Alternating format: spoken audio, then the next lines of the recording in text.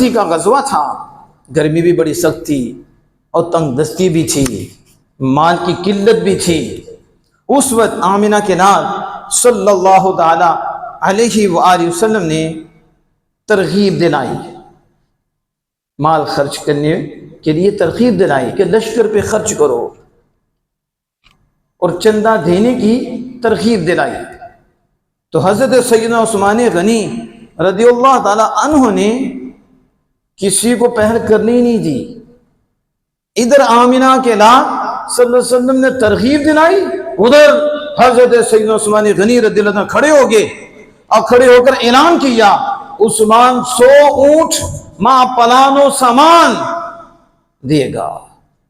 نبی اکرم صلی اللہ علیہ وسلم نے پھر شوق دلایا، پھر عثمان کھڑے ہو کے پھر کہا 200 اونٹ ماں اس کے سامان اور پلان کے اللہ کی راہ میں دوں گا۔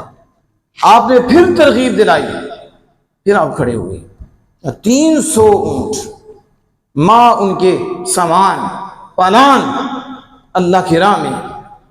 اب ایک روایت میں آتا ہے کہ 1000 اشرفیاں ساتھ وہ بھی، اور پھر اس کے ایک اور روایت میں کہ اس کے بعد 10,000 اشرفیاں بھی۔ اب اعلان جو آپ نے کیا وہ اس ترتیب سے کیا کہ 100 200 300، تو جب اس کو جمع کرو تو یہ 600 بنتے ہیں۔ 600 اونٹ، ان کا قلاوہ بھی، اس کا جو کاٹھی ہے سامان وہ بھی، لیکن جب دینے کے لیے آئے تو 600 اونٹ نہیں تھے۔ اعلان 600 اونٹ کا دیا تھا، لیکن جب اللہ کی راہ میں دیا تو 950 اونٹ اور 50 گھوڑے بما سامان کے تھے، اور 1000 اشرفیاں، پھر اس کے ساتھ 10,000 اشرفیاں۔ آج تو ایک 100 کا نوٹ نکالتے بندہ سوچتا ہے مدرسے دینا ہے، موت پڑ جاتی ہے۔ مدرسے یہ تو بس چندہ ہی مانگتے رہتے ہیں۔ اور کبھی کنجریوں کو دینے پہ بھی سوچا ہے؟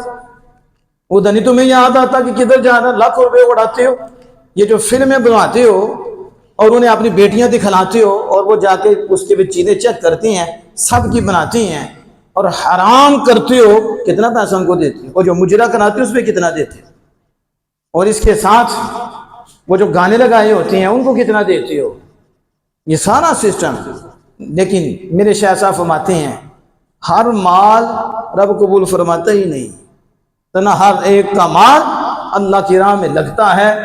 خاص لوگ ہوتے ہیں، خاص مال ہوتا ہے، خاص سودے ہوتے ہیں اور خاصوں سے ہوتے ہیں، اس لیے ان کے دل پہ نہیں پڑتا۔ یہ سیدنا عثمان غنی ہیں، ذی النورین ہیں رضی اللہ تعالی عنہ، اعلان 600 کا کر کے 950 اونٹ دے رہے ہیں اور ساتھ 50 گھوڑے بھی دے رہے ہیں۔ یہ آج کل